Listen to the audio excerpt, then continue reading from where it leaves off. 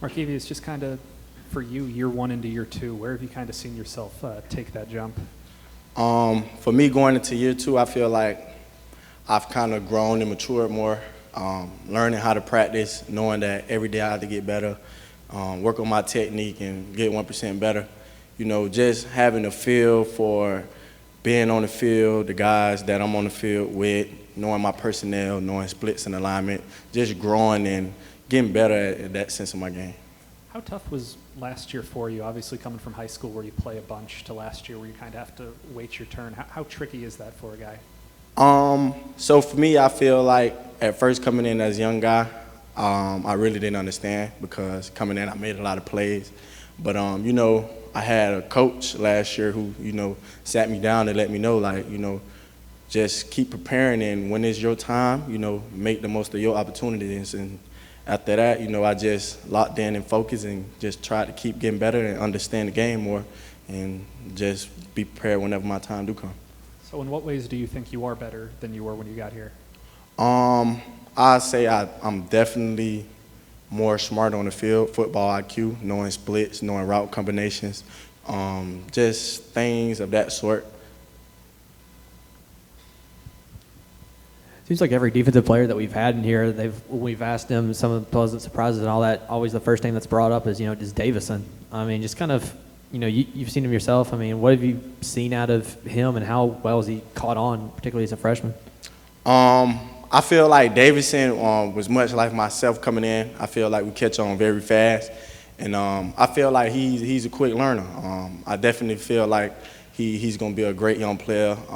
He listens. He takes advice from the older guys in the room, and, you know, he applies it on the field. And every day he keep getting better. We push each other, and, you know, I think we're going to have a big season out of him. You mentioned last year that, you know, you had to kind of stay ready. I'm curious, is it hard to stay focused when you don't know, you know, how much you're going to be playing, when you're going to be playing? I guess, how do you stay focused during times when you're not sure when you're going to be playing? For me at first, I really didn't know. But like I said, I had a coach that, you know, took me up under his wing and let me know, like, you know, I've been in this position before. Just keep grinding and keep working. You know, everything going to pan out. I know you had Trey and Kindrich and MJ and some of these other guys to kind of go through it with. How valuable was it having some of these other freshmen that you guys were kind of learning together? For me personally, I feel like I just had to, you know, step up and always let them know, like, bro, our time gonna come, you know what I'm saying? And just always encouraging each other to just keep going and keep getting better no matter what the situation was. It looks like 5 days in, y'all have got a lot of depth in the secondary. Just a player's opinion, what do you think about the depth and the quality of depth that y'all have got there this year?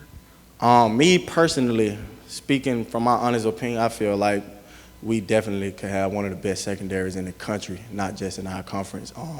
I feel like we got a lot of guys at different positions that could play at a very high level. We got a lot of fast and physical guys. We got a lot of smart guys. We got a lot of guys who can change positions. I asked the other two guys this too. So you guys, all the players, coaches, whatever, tap this sign. I think it says all in before you guys hit the field. Can you just talk about what that means to you and the rest of the team? For me personally, I just feel like whenever I'm on that field, I tap that sign. Even though I'm already mentally locked in, it just let me know, like, you know, every play, you know, give it your all. I'm all in. Everything I got. If I got to pass out here, if I got to die, you know, I'm going to give everything I got. You know what I'm saying? Just like that. Have Prince and Battle been important to your development? Yes, definitely. Especially Prince and Battle. Both being potential high draft picks and possibly first round draft picks after this season. They definitely guided me, especially in my freshman year, and, you know, just showing me the ways and the ropes and how everything go. You've mentioned a couple times, but with the depth and how much y'all have in that position, has that helped you kind of keep your focus through these 5 days, not trying to rush it or stress about trying to earn your spot, just wait for that time to come? Me personally, I feel like I just always play my game no matter what. I always feel like if I'm a good teammate to the rest of my teammates, I'm pushing them to be better, they're going to push me to be better. And so I just feel like our room is so special because all of us want each other to be great. All of us want each other to ball. All of us want each other to make plays. And so I feel like it's no selfishness in our room. Everybody wants everybody to win. We all like brothers, literally.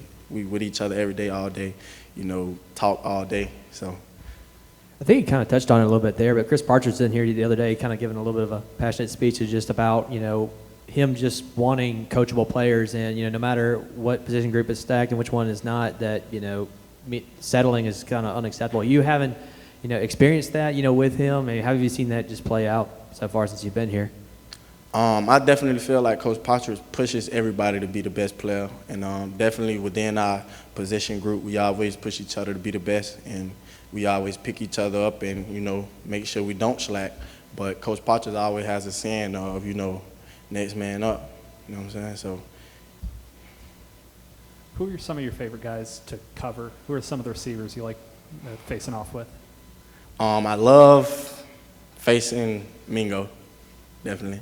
Malik Heath, he's a new guy on the outside. I've been against Flash in a slot a couple of times. Quick, fast guy. I'll say J.J. Henry, another quick, fast slot receiver. Braylon Brown, he's a good, big, physical receiver on the outside too.